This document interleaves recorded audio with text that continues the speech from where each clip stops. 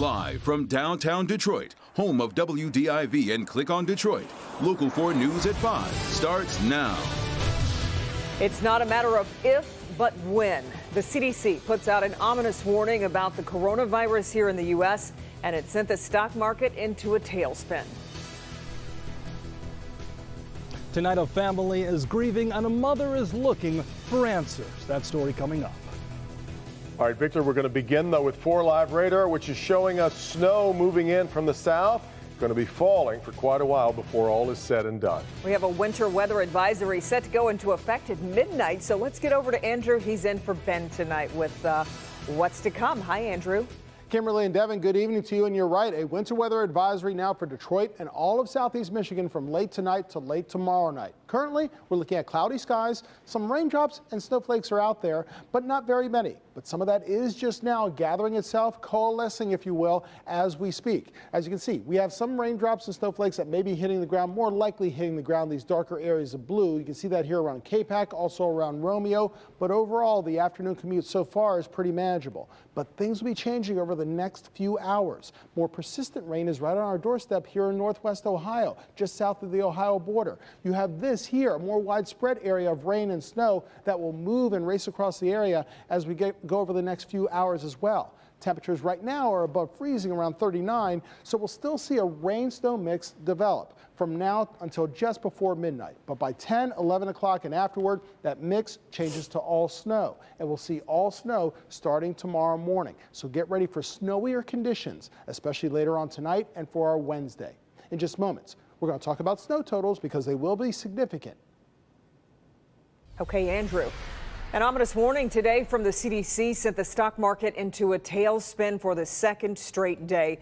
At the close today, the Dow was down over 800 points. That brings the total loss over the past 2 days to 1,900 points. I want to bring in our Dr. Frank McGeorge with the CDC's warning. Right, because they're saying it's not a matter of if, but when a hot spot pops up here in the United States. That's exactly it, Kim and Devin. So let's start with the daily numbers. There are more than 80,000 cases around the world with over 2,700 dead from the disease. Here in the U.S., there are a total of 57 cases. 40 are from the repatriated Diamond Princess passengers. And today, both the CDC and the Secretary of Health and Human Services changed the tone of the message they want Americans to hear. Now, it's not so much a question of if this will happen anymore, but rather more a question of exactly when this will happen and how many people in this country will become infected and how many of those will develop severe or more complicated disease.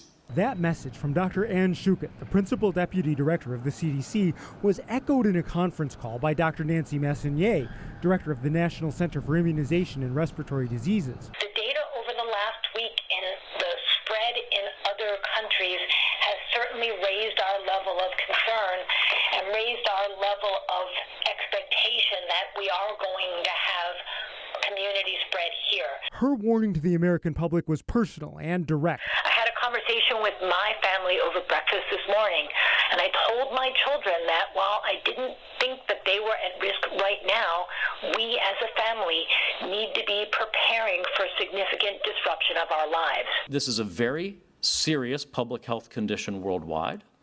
We are taking this incredibly serious here in the United States.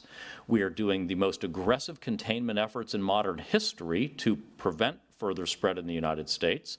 We're going to continue taking those measures, but we are realistic that we will see more cases, and as we see more cases, we might have to take community mitigation efforts. Community mitigation will take the form of measures that include, number 1, personal protective steps like hand washing or the use of masks when indicated. Number 2, social distancing, which may mean work and school from home using telecommuting. And number 3, decontamination of the environment. Based on what we know right now, we believe the immediate risk here in the United States remains low, and we're working hard to keep that risk low. But we must use this time to continue to prepare for the event of community transmission in the United States. Now, in spite of these important warnings, there is a glimmer of good news. The physician who led the World Health Organization mission that evaluated China's response to the outbreak, he did find a plateau and even a decrease in the rate of infection in China, which does suggest that their public health measures may have a positive effect. Yeah. But every day we're still also learning about things that we don't know yet. Right. We're learning more. And remember, China did some very aggressive public health measures that may not fly here in the U.S. And the vaccine's still a ways away. Quite a ways away. Yeah. More at 6. All right. Thanks, Doc.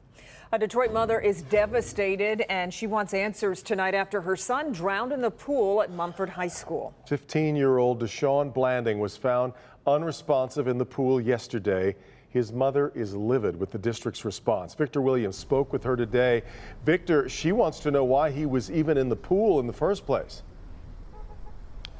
Yes, for the most part, this is just a really heartbreaking story. The family, they're telling me that they're looking for answers as to what happened to this young man, who I'm told had a very bright future.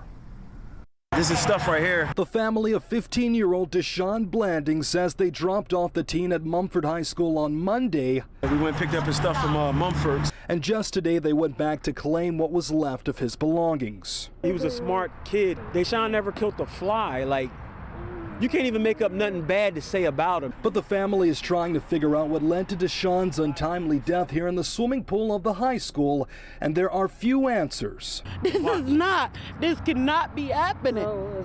According to the teen's grandmother, he didn't have a problem with the water. My grandson's a good swimmer.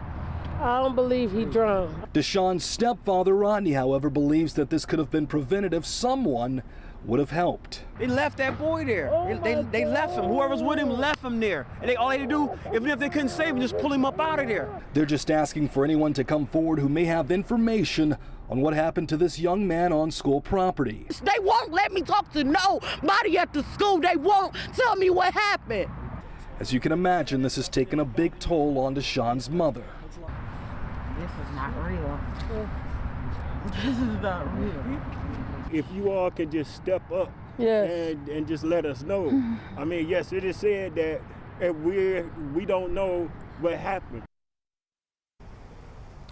Now, we're told that the district has been working with the family and trying to be as transparent as possible. I'm told that the superintendent even called the family at some point last night. They did send us this statement replying to what's going on. It reads, "We are committed to determining what caused this tragic loss at the highest level of transparency once the facts surface regarding what occurred. If the conclusion of the investigation reveals any wrongdoing, then we will be sure to hold any and all personnel or students accountable." And you can read that full statement on our website, clickondetroit.com. In the meantime, we are reporting live. Victor Williams, Local 4. So much there we need to learn. All right, Victor. This has been a busy day in the state of Michigan for the Vice President of the United States. Mike Pence, he started in Lansing this afternoon and is expected to take the stage at any minute at another event in Troy. Rod Maloney is live at the Troy Marriott tonight with a look at what the Vice President is saying. Rod, good evening. Yeah, hi, Kimberly. You know, it's a packed house here at the Troy Marriott. Laura Cox just took the stage like 30 seconds ago, so she's getting ready to introduce the Vice President, but he has had a lot to say here in the state of Michigan, and he's going to have a lot to say here in just a couple of minutes. But let's hear about what he did earlier today in Lansing.